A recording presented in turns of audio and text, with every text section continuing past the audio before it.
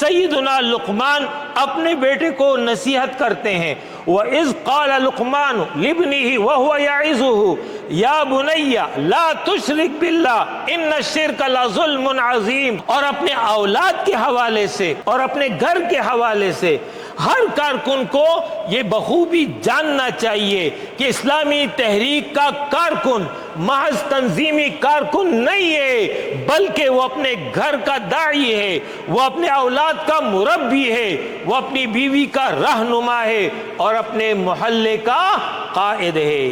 اگر ہم معاشرے میں کو بدلنا چاہتے ہیں تو سب سے پہلے ہمیں اپنے گھروں کو بدلنا ہوگا۔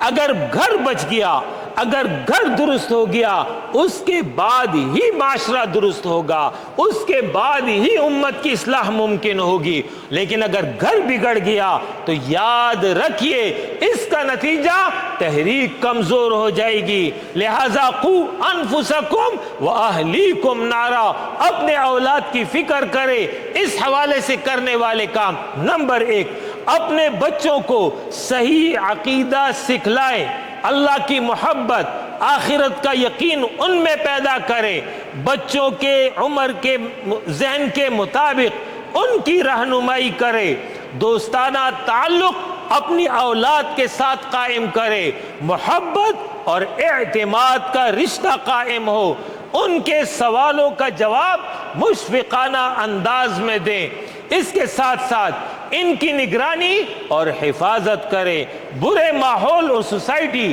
خصوصاً سوشل میڈیا سے حفاظت کروائیں اور اس حوالے سے کھل کر ان کی رہنمائی کریں۔ اپنے اولاد کو جہنم کی آگ سے بچانے کے لیے تیسرا کام، بچوں کو نماز کا عادی بنائیں، سچ بولنے کی عادت ان میں پیدا کریں، گناہ سے نفرت ان میں پیدا ہونی چاہیے، ان کو نیکی کی تلقین کرے، تعلیم دیں۔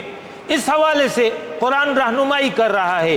سیدنا لقمان اپنے بیٹے کو نصیحت کرتے ہیں، وَإِذْ قَالَ لُقْمَانُ لِابْنِهِ وَهُوَ يَعِظُهُ يَا بُنَيَّ لَا تُشْرِكْ بِاللَّهِ إِنَّ الشِّرْكَ لَظُلْمٌ عَظِيمٌ۔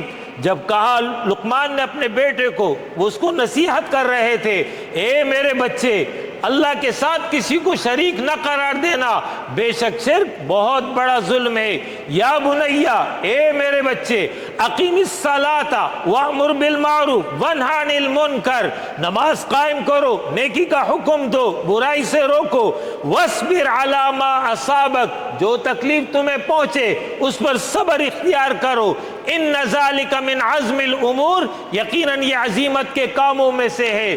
مزید نصیحت فرما رہے ہیں، وَلَا تُسَعِّرْ خَدَّكَ لِلنَّاسِ، اور لوگوں سے اپنا رخ نہ پھیرو، وَلَا تَمْشِ فِي الْأَرْضِ مَرَحًا، اور زمین میں اکڑ کر نہ چلو، ان اللہ لا يحب کل مختال فخور، یقیناً اللہ پسند نہیں کرتا ہر متکبر اور فخر اور اترانے والے کو۔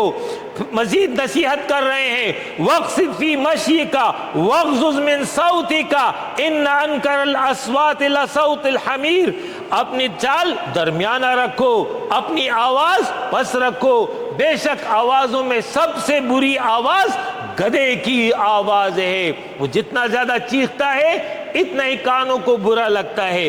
اس طریقے سے اپنے بیٹے کو نصیحت کی ہے۔ لہذا ایک باپ کی ذمہ داری ہے کہ وہ اپنے بچے کی تربیت کرے۔ چوتھا کام، گھر کا ماحول دینی بنائے، دینی رنگ نمایاں ہو۔ اپنے اولاد کے لیے باپ کو نمونہ بننا ہوگا۔ پانچواں کام، اپنی اولاد کو اسلامی اجتماعیت سے جوڑیں۔ آج آپ اس تربیت گاہ میں آئے ہیں، اس نیت سے آئے ہیں، یہ جنت کا راستہ ہے، اس نیت سے آئے ہیں، رب کی رضا کا راستہ ہے۔ آپ کی اولاد کدھر ہے؟ آپ کے بیٹے کدھر ہیں؟ کیا وہ جنت جس کے آپ طلبگار ہیں، کیا آپ نہیں چاہیں گے آپ کی اولاد بھی اس جنت میں جائے؟ میری گزارش یہ ہے کہ اپنے اولاد کو اسلامی تحریک سے جوڑیں، اپنے گھر کے تمام اہل خانہ کو جماعت کی اجتماعیت سے جوڑنا انہیں جہنم سے بچانے کی فکر ہوگی۔